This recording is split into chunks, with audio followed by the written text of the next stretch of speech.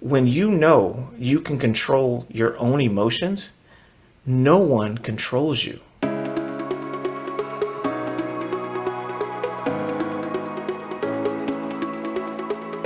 You know, there's an African proverb that says, if I can defeat the enemy within, nothing can harm me. What thoughts are coming about when you're applying for jobs and you're afraid you're not going to make rent or pay your mortgage? With so many looking for work, feeling judged based off the sheet of paper, you got to know that there's a reason you're still in the place you're at. There was a time not long ago before I started Pivot the Change, and the reason why I started Pivot the Change and why I got to meet so many of you was because at a company I worked for, I had some family stuff going on. It was heart-wrenching. The company I worked for at the time was like very unempathetic. Let's just say that job was over. I didn't know what to do. So I drove up to a gym. It was brand new. It was an open house, and they were giving tours and stuff.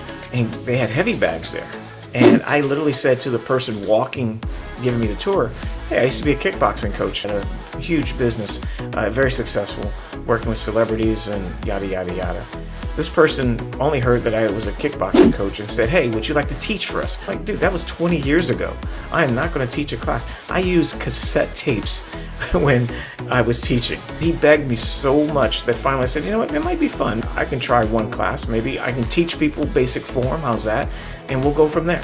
While I was teaching class, one of the ladies that was in my class said, hey, would you mind speaking to my daughter and showing her some moves, maybe do some privates? So I ended up training this 16-year-old girl.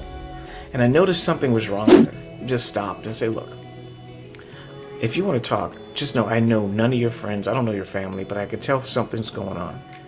She looked at me and she says with a straight face, I'm killing myself tonight.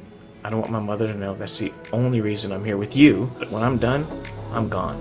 She shared for 4 hours. Well, she didn't take her life. I ended up introducing her to Sandie. Sandie talked to her for a little while. Body image, the comparison, the life pressures of teenage bullying, all these things were getting at the heart of her. She was struggling. Now, I want you to know, if I didn't have the struggles I had through losing that job and not having a job and humbling myself to meeting people and just being open to just being me, that young girl is now an influencer on TikTok and a few other networks, and she's helping others. So there's always going to be some struggle. Embrace the struggle as an experience and realize that you'll get through it.